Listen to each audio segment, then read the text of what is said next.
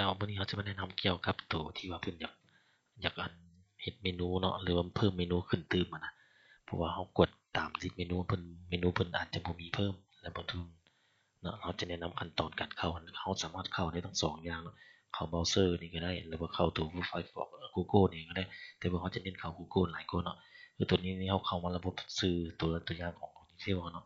เขาลูกค้าเข้ามานี่แล้วเป็นหน้าตาจังซี่เนาะหลังจากนั้นเราสิเพิ่มเมนูเราก็มากดเข้าเมนูนี้ กดเข้าเมนูนี้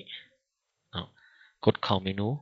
กดเข้าเมนูตัวนี้สมมุติว่าตัวนี้เมนูที่ว่าลูกค้ากดเนาะสามารถกดได้อยู่นี่เนาะอยู่ตามเมาส์นี่152เนาะนี่ติ๊กมานี่แต่ลูกค้าว่ามีเมนูแต่2เมนูรหัสการกดมันจะมีเลขที่ของเมนูมีส่ำนี้เนาะ367อันนี้เป็นตัวอย่างของเราเนาะกรณีที่1ที่ว่าเราต้องการเพิ่มเมนูเนาะเราการเพิ่มเมนูเราจะเพิ่มเมนูบางอันเนาะอันว่าเพิ่มหลายเพื่อเขาจะแนะนำเติมเนาะตรงนี้เพิ่นสิเพิ่มเมนูหนึ่งเมนูตัวหนึ่งนี้แต่ว่าเมนูตัวเขามีแต่กดเพิ่มซื่อ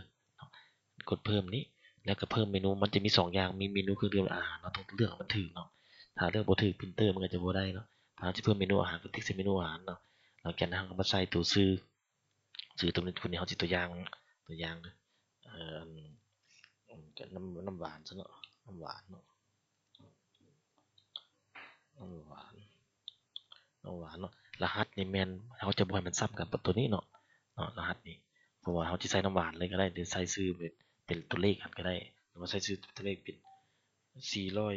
406เนาะ406น้ำหวานนี่ให้มันอยู่ในหมวดหมู่ตัวใดหัวหน่วยเป็นจวกเป็นถ้วยมันจะมีอยู่แล้วที่เราติ๊กใส่เนาะเป็นถ้วยเป็นหยังมันก็มีอยู่แล้วนะเป็นถ้วยเป็นจอกเนาะแล้วแต่ของเราสิใส่เป็นถ้วยเนาะใส่เป็นถ้วยเนาะวันนี้ราคาอยู่ในกลุ่มไหนสามารถลูกค้าก็สามารถจัดให้ได้เลยเนาะกลุ่มน้ำหวอกน้ำหวานเนาะตีใส่นี่หรือว่าบ่มีเราก็เพิ่มใส่นี่ได้เลยเนาะเพิ่มรายการใส่ว่ากลุ่มน้ำหวานเนาะแล้วก็ใส่มันจะอยู่ในปรุงแต่งอยู่ไสเนาะปรุงแต่งอยู่ครัวเขาต้องติ๊กใส่มันถูกเนาะครัวหรือบาร์ท่านว่าตัวนี้สำคัญเป็นตัวนี้เรียกมันถูกหรือว่าครัวกับครัวบาร์กับบาร์มันจะอยู่บาร์เนาะหลังจากนี้เราสมมุติเราเลือกบ่เลือกเนาะอันที่เราสิเลือกเนาะเราสิเลือกใส่ครัวเนาะเป็นใส่ครัวเนี่ยตีใส่ครัวซื่อๆเลยก็ได้ครัวเลยก็ได้ใส่ชิคเก้นอย่างแล้วแต่เนาะนี่มันจะมีอยู่นี่แหละเนาะตัวนี้นี่ชิคเก้นนี่ก็ได้แล้วแต่เอาใส่ครัวในกลุ่มรหัสกลุ่มโกครัวก็แล้วแต่แล้วก็บันทึกไปเนาะมันต้องหมายแดงๆต้องได้ใส่อันนี้ราคาขาย20,000แล้วก็ใส่20,000เลยอันนี้ราคาต้นทุนใส่ก็ได้บ่ใส่ก็ได้เนาะอันนี้มันเอาเมนูลงเอารายการอ่ารูปลงเนาะเราสามารถไปเอาอยู่ Google มา copy ใส่อะไรก็ได้เนาะแล้วก็โหลดเข้ามานี่แล้วก็จะไฟล์มันมีกำหนดมี JPEG และ ATPN นี่ตัวนี้จำไว้มันกำหนดมันเป็น1กิกเด้อเจ้าบ่ให้ไกล1กิกเนาะตัวนี้ก็ถือว่าแล้วเอาแล้วก็ตัวนี้มันจะเป็น Chicken เนาะChicken หรือว่าออกอยู่บาร์ก็แล้วแต่มันจะมีอยู่นี่เนาะติ๊กใส่บาร์แต่แล้วแต่เนาะมันจะมีอย่างนั้นเลยมีแต่ว่าบันทึกก็ถือว่า1เราได้1เมนูแล้วตัวนี้1เมนูของอันน้ำหวานเนาะก็ใส่น้ำหวานแล้วมันเข้าของน้ำหวานเลยล่ะตีใส่น้ำหวานตีใส่น้ำหวานก็ได้มันก็จะออกมาบอกบอกเนี่ยซื้อเนี่ยบัดเดียวน้ำหวานแต่มันมีอย่างนึงเนี่ยรหัสน้ำหวานเมนูแต่มันจะมีอย่างไรแต่เมื่อกี้บุญเนี่ยจะว่าต้องใส่รหัสบอหรือใส่อย่างเมื่อกี้นี่เป็นใส่รหัสละ456เนาะน้ำหวานเนี่ยมันจะขึ้นมันจะนี่ดับเบิลคลิกเข้าไปบึ้งคือเขาสามารถแก้ไขได้ตรงนี้ว่ามันบุขึ้นเมนูตัวนี้มาเขาต้องติ๊กอ่าเขาต้องติ๊กตัวนี้เนาะติ๊กใส่ตัวนี้เนาะติ๊กใส่มาแก้ไขเก่าตัวนี้แล้วบัดนี้อันแล้วเขาว่าก็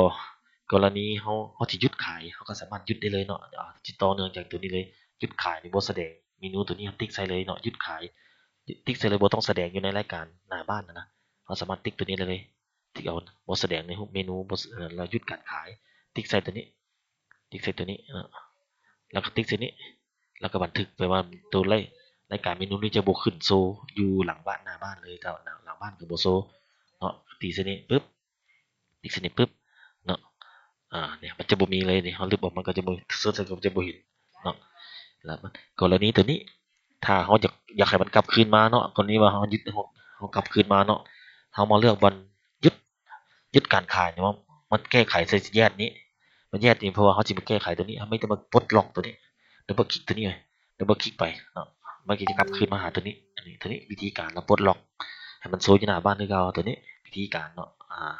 ตัวนี้ก็จะบ่ได้มีหยังครับปกติอันนี้จะมีหน้าบ้านขายอยู่หน้าบ้านขายก็เห็นเนาะมันก็มีเฮาจดคือแต่เฮากดแยกแล้วบ่เมนูเขาจะบ่มีแต่เขาจะกลับคืนมาเป็น no